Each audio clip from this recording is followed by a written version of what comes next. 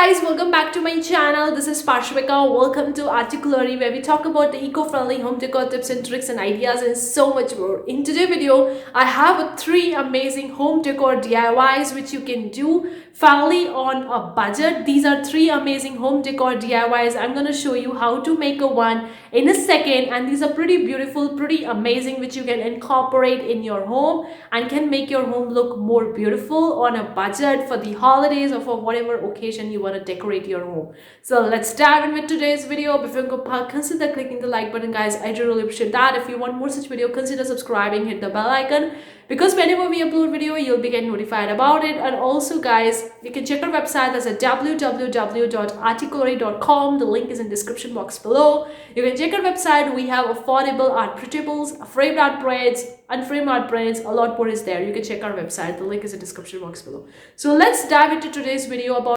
Okay guys, the first DIY is making a miniature sculpture from the miniature. I'm using an air dry clay. This is my mat. So I'm going to be making a miniature sculpture that we can make easily at the home for home decor. So this is the first DIY. I'm using air dry clay. You can also use one. You can create a ball and then we can start working on this air dry clay and we can make this home decor DIY. So you would be needing an air dry clay, a working mat, some tools and water, and to get started with that.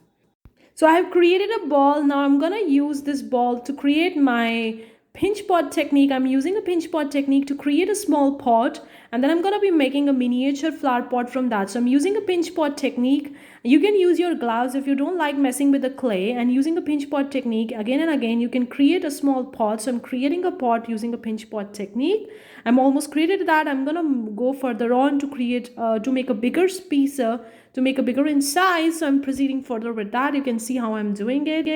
I have done with the first one. I'm going to be making a second pot using the same pinch on pot technique, and I have taken a air dry clay ball and I'm going to be using the same pinch pot technique and creating a second pot. Then I'm going to be merging these pots together so that I can create my bigger pot, and that would be a miniature. Now you could use it other way as well, but I'm using this one because it's more convenient and it's more easy. I have done with this one. I can even increase it and make it a bigger pot with the pinch pot technique. It's so simple, so easy. You could see I have made the two different pots. Now I'm going to be uniting them together using some liquid clay and then joining together. So I'm going to be just giving it a finishing clay, finishing a pot with using pinch pot technique again. So make it a bigger size so that I can easily merge them together and then create the shape which I want for my pinch pot, for my pot. So that is the first DIY.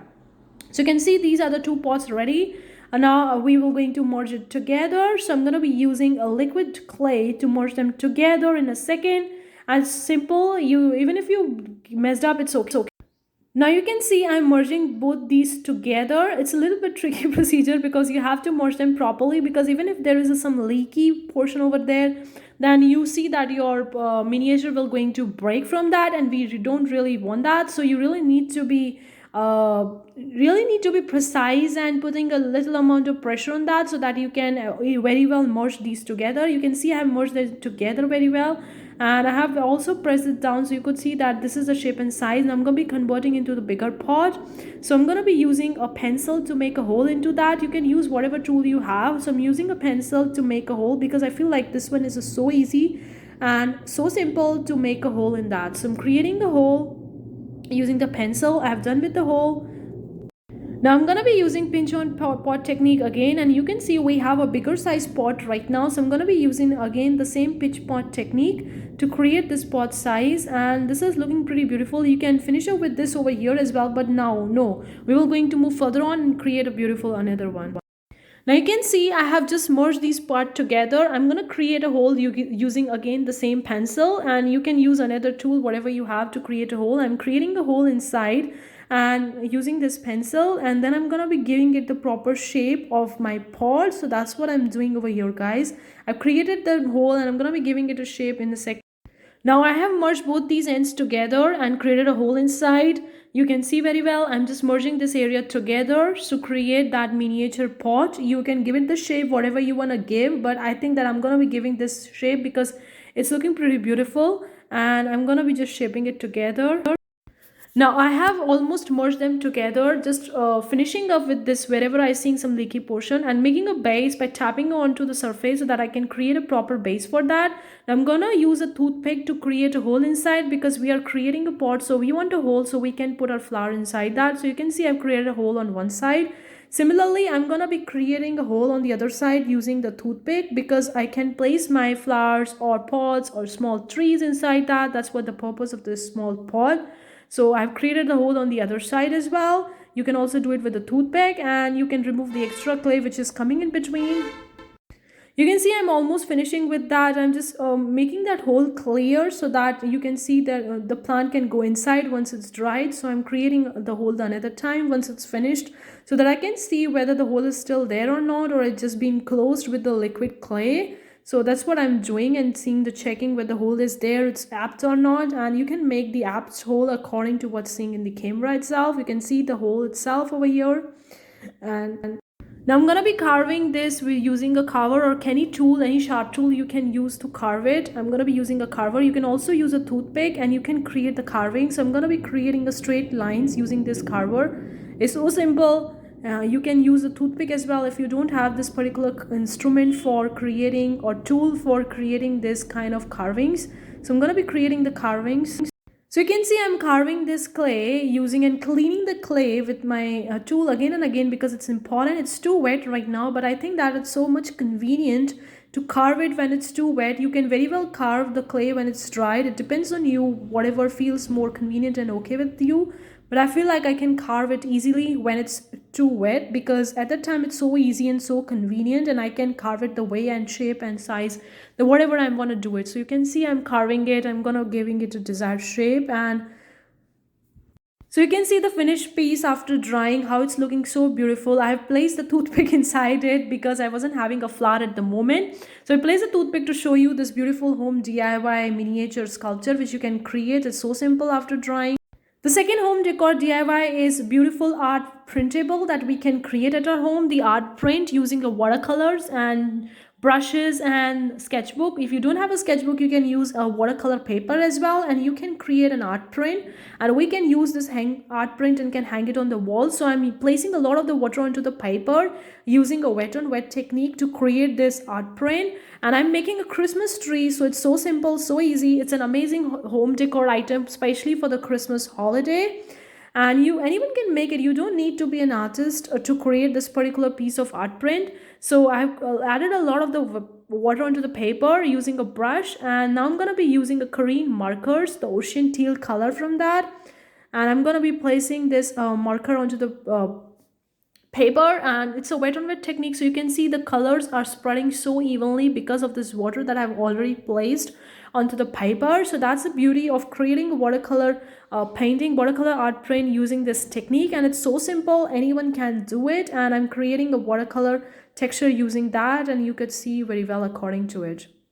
Now I've added a lot of the water, again adding a lot of the colors or using this Korean markers.